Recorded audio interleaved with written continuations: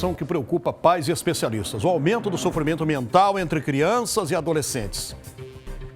A Sociedade Brasileira de Pediatria emitiu um alerta para o elevado número de hospitalização de adolescentes por conta desses distúrbios. Gente, é sério, não é brincadeira. Parece que nós estamos vivendo uma era totalmente diferente do que era no passado. No passado você não via tanto isso, mas as coisas mudaram, né? A cabeça dos jovens estão muito mais assim, tem muito mais informação, muito mais ativa. E tudo isso, claro, ajuda a prejudicar mais. Vamos lá.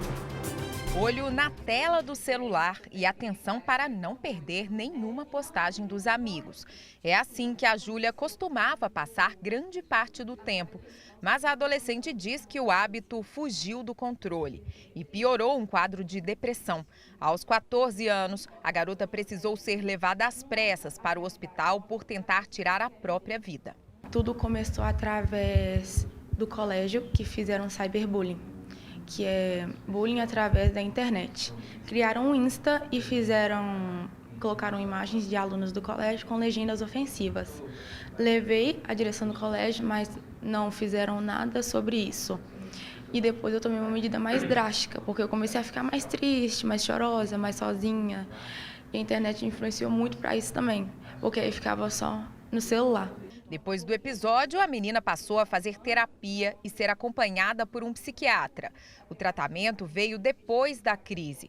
Ela explica que antes nem ela nem a família perceberam os sinais da doença. Chegava do colégio, ficava dentro do quarto, sabe? Saía mais para comer, ia ao banheiro.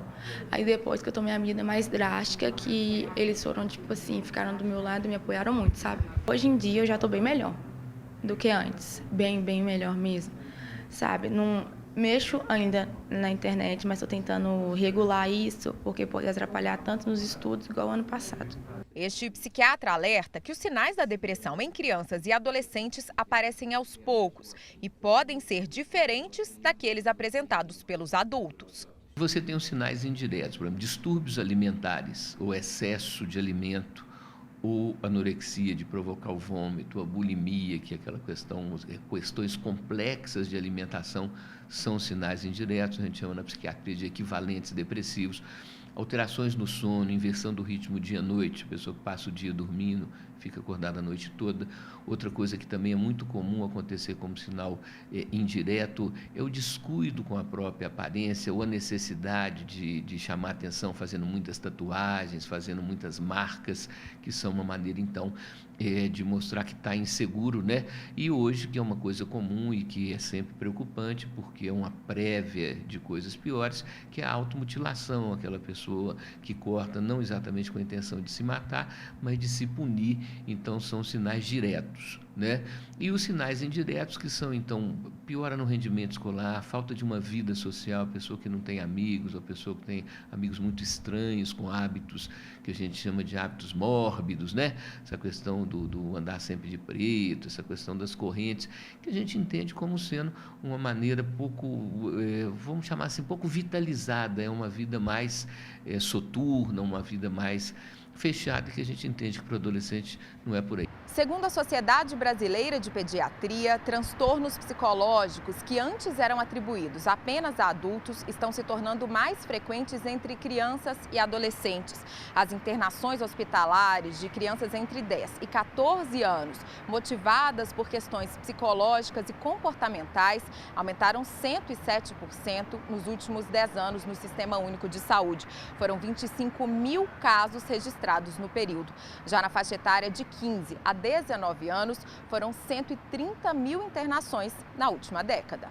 Só neste ano, de acordo com a Secretaria Municipal de Saúde, a rede de atenção psicossocial de Belo Horizonte atendeu 6.051 usuários de 1 a 19 anos com transtornos mentais e comportamentais, uma média de 20 casos por dia. Em 2018, foram 6.996 atendimentos. Já nos centros de saúde da capital, em 2019, foram 62.487 atendimentos até agora relacionados ao sofrimento mental, uma média de 208 por dia. Em todo o ano passado, foram registrados 70.343 atendimentos. Hoje nós conseguimos identificar os casos de depressão, os quadros ansiosos, os quadros de transtorno mental mais grave nessas crianças e adolescentes, os casos que têm sido sim frequentes de uso e abuso de substâncias, né, que nós temos atendido tanto no centro de saúde via equipes complementares, né, quanto nos CERSAMs, e também os casos de automutilação que têm sido frequentes e nós temos identificado em parceria com a Secretaria Municipal de Educação. Esta neuropediatra explica que o crescimento nos casos de hospitalizações por transtorno mental atingiu níveis alarmantes. O aumento da depressão nos pais interfere diretamente também, aumentando a prevalência de depressão nas crianças e nos adolescentes. Transtornos psiquiátricos na família também aumenta a depressão nas crianças e nos adolescentes. O estresse tóxico, que a gente sabe que hoje é uma realidade, que é o estresse contínuo ou muito elevado, onde a criança não tem mecanismos para poder superar e para poder ter estratégias para poder se organizar diante daquela situação de estresse. Quando esse estresse tóxico acontece, ele causa perda de conexões no cérebro da criança e uma das consequências é a depressão, por exemplo. Não é? E hoje a gente sabe que a questão da tecnologia, do número de horas excessivo diante das telas, do conteúdo muitas vezes agressivo que essas crianças estão sendo submetidas às telas, a redução das atividades ao ar livre, o contato com a natureza que está mais restrito, a terceirização da infância, uma agenda muito cheia, como se fosse uma agenda de mini executivo. A Sociedade Brasileira de Pediatria emitiu um alerta. De acordo com ela, tantas internações podem estar relacionadas ao aumento dos casos de depressão na infância e na adolescência. Só que muitas vezes as famílias não observam os sinais e sintomas de forma precoce e quando a gente vai dar o diagnóstico, já está numa fase muito avançada da doença. E aí que resulta muitas vezes nessa questão da internação.